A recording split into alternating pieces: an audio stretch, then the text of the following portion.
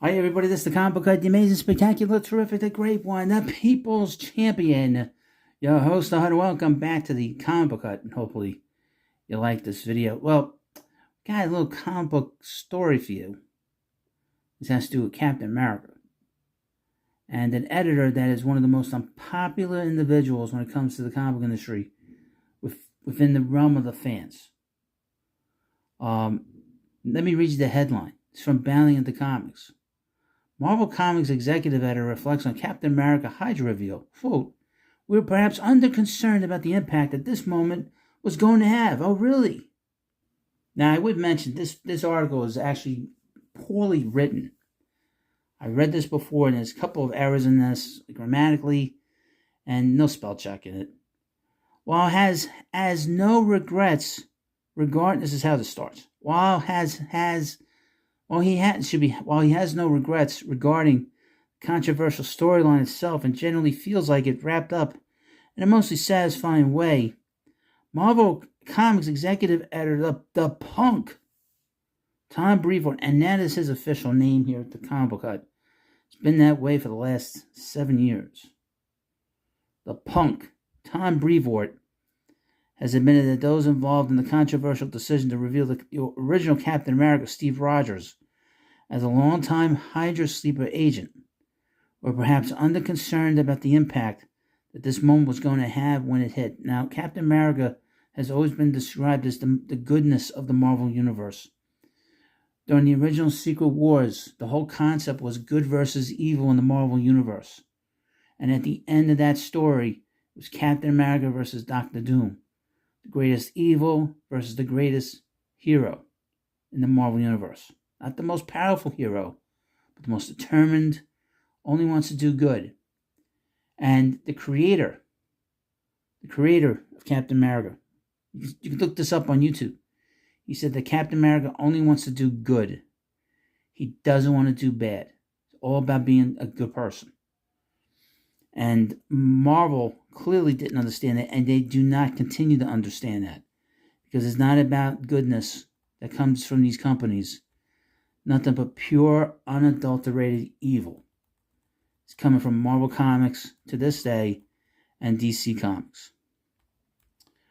For those who may appreciate a quick referencer, the path to said Hydra Cap reveal began in 2014's Captain America Volume 7, number 21, when a battle between Steve and the villain known as the Iron Nail ended not only with the villain's defeat, but also the complete neutralization of the super soldier serum coursing through the Star-Spangled Avenger's body, courtesy of his opponent's supernatural powers. No longer benefiting from the serum's age-slowing effects, the ravages of time near immediately caught up to Steve, resulting in both his body catching up to his true age of 90 plus.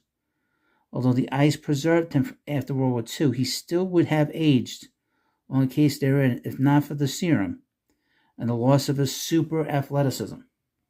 Unable to serve in any sort of field capacity, Steve proceeded to retire from the role of Captain America.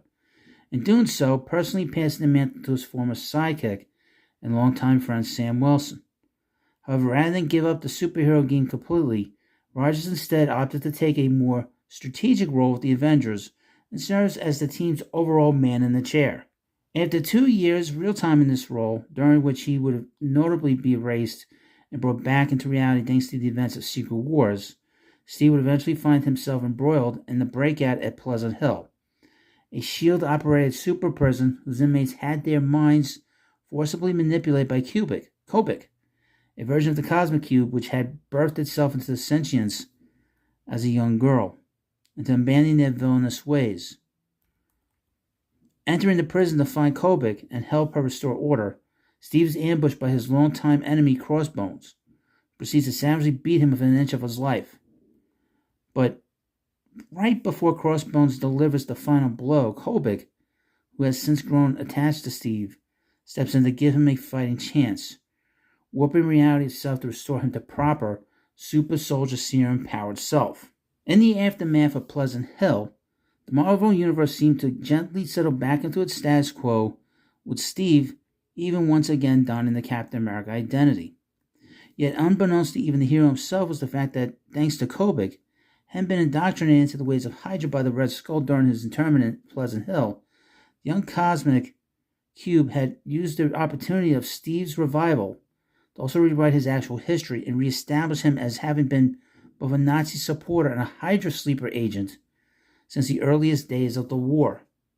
These developments eventually culminated in the infamous moments in 2016's Captain America Steve Rogers Volume 1, Number 1, when, after finding his plan to fake the saving of Dr. Eric Selvig from Baron Zemo as a cover to assassinate him on behalf of the Red Skull, suddenly interrupted by the on-scene arrival of fellow America-themed superhero Jack Flag.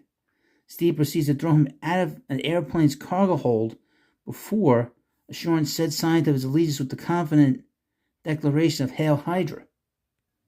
Though it would eventually be revealed in true comic book form that this Hydra cap was actually a fake version of Steve and that the real one had been hidden away inside Kobik's mind, this moment still remains one of Marvel Comics' most controversial, with many to this day still believing it had been politically charged commentary on the then upcoming 2016 U.S. presidential election, and particularly the candidacy of Republican nominee Donald Trump. Given that said debut issue of Captain America number 1 hit comic book store shelves on May 25, 2016, the punk took the time to reflect on its publication as part of his regular "A Comic I Worked On That Came Out on This Date" feature, as featured in every entry of his Sunday published Man with a Hat Substack blog. This guy's a real goofball, boys and girls, with the hat. He's a snappy dresser, I'll say that for the punk. Here Comes Trouble began the Marvel Comics editor. This issue came out on May 25, 2016, marking the first time that Rogers picked up the identity of the living legend of World War II in a couple of years. But of course, all anybody remembers about this issue is its final pages, in which the rejuvenated Rogers reveals that something is very wrong with him, as he reveals that he's an operative working for Hydra. Quote, "If we're over concerned about bringing back Bucky, we're perhaps under-concerned about the impact that this moment was going to have with it when it hit. We knew it was going to cause controversy, but that was pretty much the whole point. But fans went crazy, and not even just fans. This moment became the center of that culture wars, with any number of bad actors pointing at it as evidence of some manner of moral decay that had infected the entire industry." Well, it was.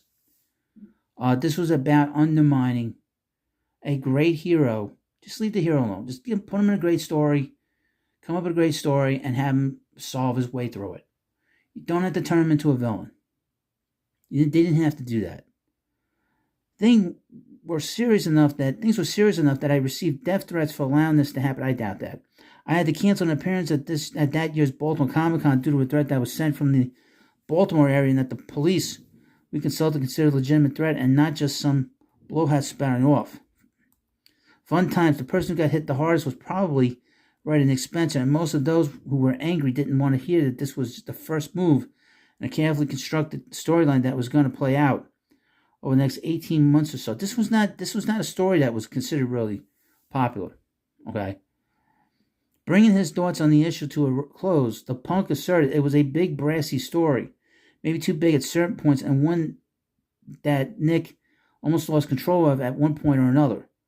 But ultimately, we were able to keep the whole thing together long enough to land the plane in a mostly satisfying way in the Secret Empire crossover that came the following year. Lost in the crowd a little bit, but probably thankfully for it, in this instance, was artist Jesus Zayas, who turned in some seriously great artwork on this issue and those that followed. See, the problem is that the reaction from Marvel was so nasty about it and was so dismissive of the fans, particularly Nick Spencer. I mean, the punk is glossing over all the sort of stuff that was going on at the time. Nobody wants, and people love the character in the movies. Nobody wants to see this character that's beloved in the movies and beloved in comics turned into a Nazi. Okay? And people are tired of being lectured. Tired of being told that they're terrible people from people like the punk. I mean, the punk is one of the worst individuals. He is one of the worst and most stubborn individuals in the comic book industry. Doesn't want to get Peter Parker in a meaningful relationship again. You won't get him back with Mary Jane. Then when they try to do it, it's a fake out. It's just stupid. Everything that Marvel has done over the last, well, really since One More Day, has been a mess. And Captain Hydra was a big mess. Complete total disaster. It just from the outset, you don't have to do stuff like this with your heroes, especially the hero that represents all the goodness in your whole entire universe. And you basically dismiss the fans when they got upset. Well, thank you for watching this video. Please subscribe to the Comic Book Hut, and I'll see you later.